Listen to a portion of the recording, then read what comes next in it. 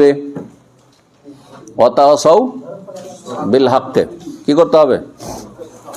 হক কথার একজন অপরজনকে ওসিয়ত করবে। আল্লাহ বলছেন একজন অপরজনকে উপদেশ দেবে। এরই নাম কোরআনের ভাষায় আমর বিল মারুফ ওয়া নাহিল মুনকার, ভালো কাজের উপদেশ দেওয়া, অন্যায় কাজে বাধা দেওয়া। অন্যায় কাজে বাধা দেওয়া সরকারের কাজ, পাবলিকের কাজ নয়। ভালো করছেন কোনটা? অন্যায় কাজে ভুল কথা বলছি। অন্যায় কাজে বাধা দেওয়ার 3টি স্তর রয়েছে। প্রথম স্তরটি অন্যায় কাজে বাধা দেওয়ার কয়টি স্তর রয়েছে?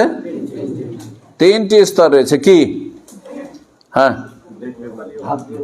সহিহ মুসলিমের হাদিস, মান রাআ মিনকুম মুনকারান ফালিয়ুগাইয়িরহু বিয়াদিহি, যেই ব্যক্তি কোনো অন্যায় কাজ দেখে, একটা ফরজ কাজ হতে হবে, হয় না, করে না, হারাম কাজ হতে হবে না, সমাজে পরিবারে হচ্ছে, হ্যাঁ এলাকায় হচ্ছে, ফালিয়ুগাইয়িরহু বিয়াদিহি, বল প্রয়োগ করে বাধা দেবে। বল প্রয়োগ কে করবে?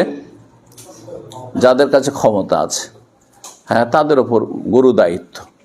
আচ্ছা, এটা এই জন্য বলছি যে অনেকে আইনকে হাতে তুলে নেয়।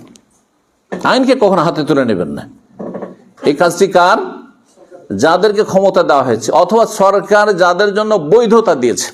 আপনার জন্য কতটা বৈধ রয়েছে?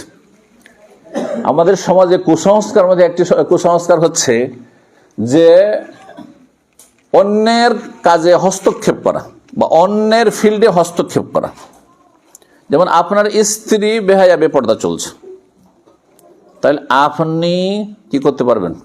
বল প্রয়োগ করে আপনার পরিবার, আপনি কিন্তু সরকার, ওখানে আপনি আপনার পরিবারের অভিভাবক, মালিক, সেখানে বল প্রয়োগ করবেন আপনি।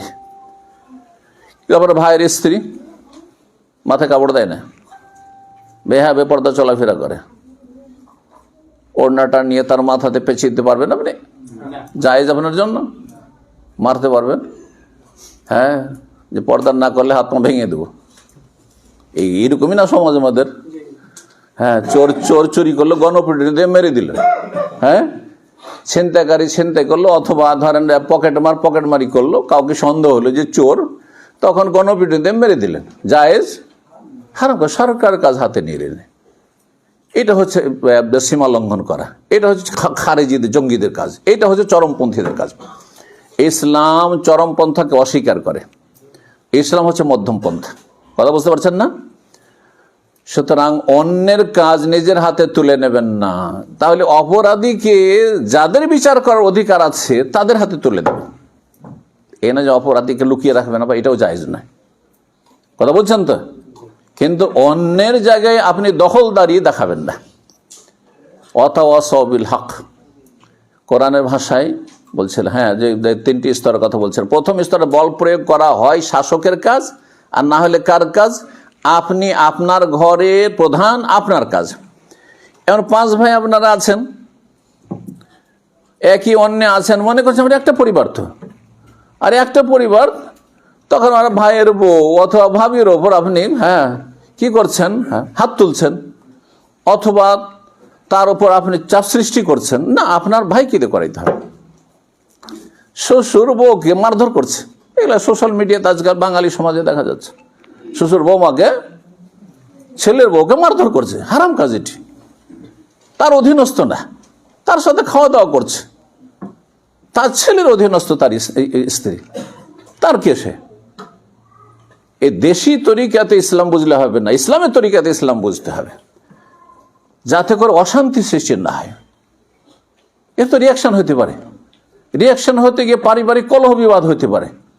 হ্যাঁ, ছেলের মধ্যে আক্রোশ চলে আসতে পারে।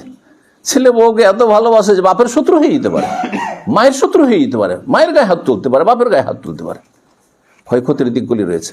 যে কথাগুলি বলছিলাম, এই কথাটি বোঝানোর জন্য ওয়াতাওয়াসাউ বিল হকের ক্ষেত্রে যে বল প্রয়োগ করার বিষয়টি, শেষই যার হাতে আল্লাহ ক্ষমতা দিয়েছেন বা যাকে বৈধতা দিয়েছেন তার জন্য এক কথা সংক্ষেপে।